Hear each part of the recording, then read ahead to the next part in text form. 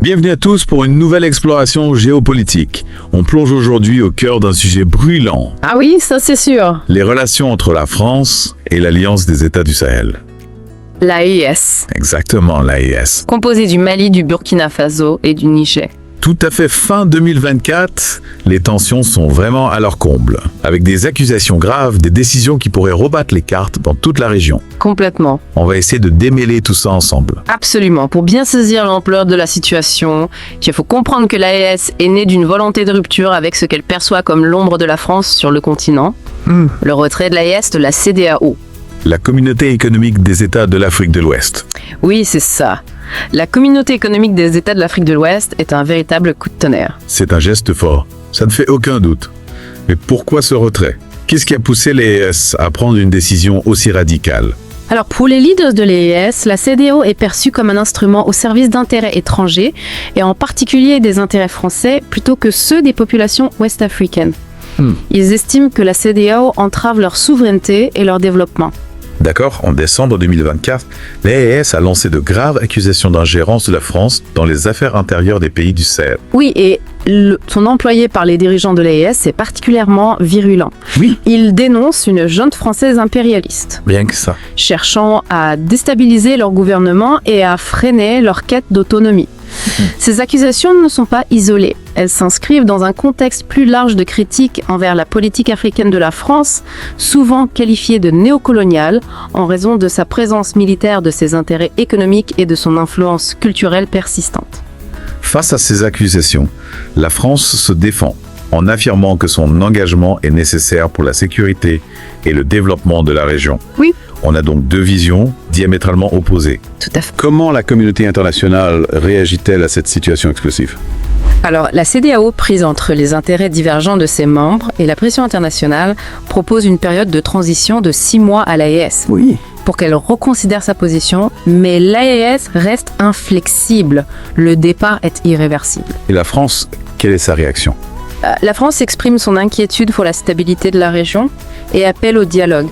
Cependant, ces appels sont accueillis avec scepticisme par l'AES et une partie de la population locale qui y voit une tentative à peine voilée de maintenir son influence. D'accord, on se retrouve donc dans une impasse diplomatique. Oui, on peut dire ça comme ça.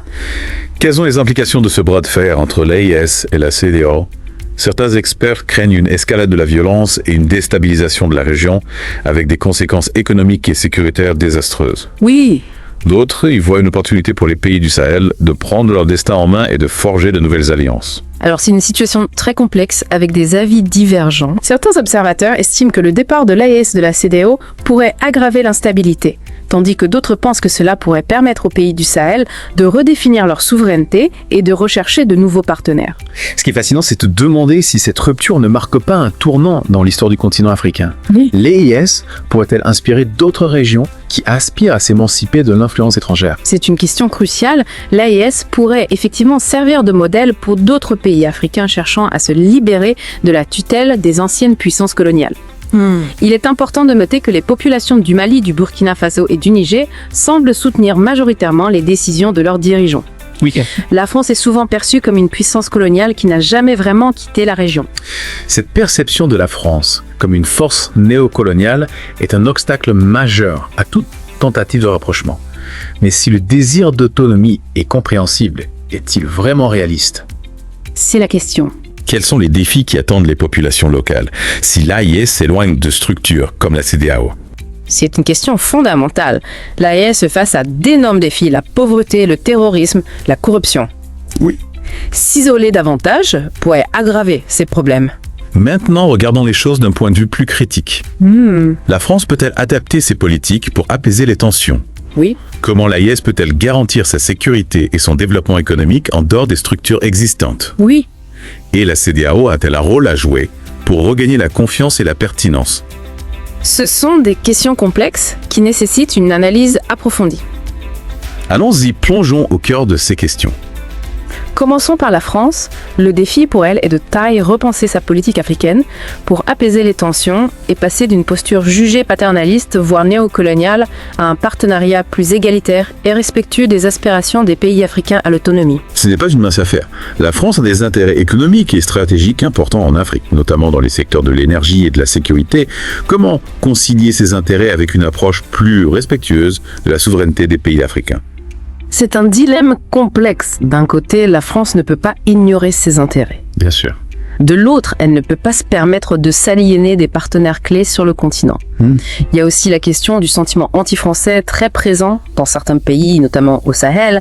Ce sentiment nourri par le passé colonial, les interventions militaires françaises et la perception que la France continue d'exercer une influence excessive est un obstacle majeur à tout rapprochement. Si l'AES veut s'émanciper de l'influence étrangère, elle doit pouvoir assurer sa propre sécurité et son propre développement économique. Est-elle prête à relever ce défi ? C'est la grande question. Les pays de l'AES sont confrontés à d'énormes défis. La pauvreté, le terrorisme, la corruption, s'isoler de la communauté internationale pourraient aggraver ces problèmes, mais les leaders de l'AES affirment être prêts à payer le prix de l'indépendance. Ils misent sur la solidarité entre pays africains et sur le développement de partenariats économiques avec de nouveaux acteurs, notamment la Chine et la Russie. C'est un pari audacieux. Parlons de la Chine et de la Russie. En quoi ces partenariats pourraient-ils être bénéfiques pour l'AES ? Quels sont les risques potentiels ? La Chine et la Russie offrent des alternatives aux partenariats traditionnels avec l'Occident. La Chine, avec ses investissements massifs dans les infrastructures, représente une source importante de financement pour le développement de la Russie. Quant à elle, peut fournir un soutien militaire et sécuritaire. Cependant, ces partenariats comportent des risques. La Chine est souvent accusée de pratiques opaques et d'endettement des pays africains. La Russie, de son côté, est perçue comme une puissance autoritaire qui cherche à étendre son influence géopolitique. L'AES doit donc naviguer prudemment pour ne pas tomber dans une nouvelle forme de dépendance. Parlons maintenant de la CEDEAO. Quel rôle peut-elle jouer dans ce contexte ? Peut-elle contribuer à apaiser les tensions et à trouver une solution durable ? La CEDEAO est un acteur clé en Afrique de l'Ouest. Elle a joué un rôle important dans la résolution de plusieurs crises régionales, mais elle est confrontée à ses propres défis, notamment les divisions entre ses membres, certains étant plus proches de la France que d'autres. Oui. De plus, la CEDEAO est souvent perçue comme étant sous influence française, ce qui nuit à sa crédibilité auprès de certains pays comme les membres de l'AES. La CEDEAO a proposé une période de transition de 6 mois à l'AES pour reconsidérer sa décision de quitter l'organisation. Est-ce une solution réaliste ? Cela dépend de la volonté des deux parties de faire des compromis. La CEDEAO doit démontrer qu'elle est capable de défendre les intérêts de tous ses membres de manière équitable et de se libérer de l'influence française de son côté. L'AES doit reconnaître qu'elle a besoin du soutien de la communauté internationale pour relever les défis auxquels elle est confrontée. Une solution durable nécessite un dialogue sincère et une volonté de trouver un terrain d'entente. Donc, malgré les tensions et les accusations, il y a encore de l'espoir pour un dialogue constructif entre la France, l'AES et la CEDEAO. Absolument. Il est important de se rappeler que la France et l'AES ont des intérêts communs. Ils ont tous intérêt à lutter contre le terrorisme, à promouvoir le développement économique et à garantir la stabilité de la région. La crise actuelle peut être l'occasion d'un nouveau départ, d'une nouvelle relation basée sur le respect mutuel, la solidarité et des intérêts partagés. En d'autres termes, cette crise pourrait être l'occasion de repenser les relations entre la France et l'Afrique et de construire un partenariat plus juste et plus équilibré. Exactement, la crise met en lumière des problèmes profonds et des frustrations qui s'accumulent depuis des décennies en les confrontant ouvertement. On peut espérer trouver des solutions durables. Imaginez un peu la France et l'Afrique se parlent franchement, expriment leurs attentes, leurs besoins et leurs craintes et trouvent un terrain d'entente pour construire un avenir commun. C'est une vision ambitieuse, mais pas impossible. Quels sont les éléments qui vous rendent optimiste quant à la possibilité d'un tel avenir ? Il y a une nouvelle génération de leaders africains déterminés à prendre leur destin en main et à bâtir un avenir meilleur pour leur peuple. Il y a aussi une nouvelle génération de leaders français plus conscients des erreurs du passé et plus ouverts à un dialogue sincère avec l'Afrique. Ces nouvelles générations, avec leur vision nouvelle, peuvent changer la donne. C'est une note d'espoir encourageante. Mais la route vers un avenir plus juste et plus équilibré sera sans doute semée d'embûches. Quels sont les principaux obstacles à surmonter pour que cette vision devienne réalité? Les obstacles sont nombreux et complexes. Il y a la méfiance héritée du passé colonial, les intérêts économiques divergents, les enjeux géopolitiques et les manipulations de puissances étrangères. Mais le plus grand obstacle, peut-être, est le manque de volonté politique si les dirigeants français et africains ne sont pas prêts à faire des concessions et à travailler ensemble de bonne foi. La crise risque de s'enliser et de déboucher sur une nouvelle ère d'instabilité et de conflit. Alors que peut-on faire pour encourager cette volonté politique et favoriser un dialogue constructif? La société civile, les organisations internationales, les médias et les citoyens ont un rôle crucial à jouer. Ils peuvent faire pression sur les gouvernements pour qu'ils adoptent une approche plus constructive et plus responsable. Ils peuvent également faciliter le dialogue entre les différentes parties prenantes et promouvoir une meilleure compréhension des enjeux.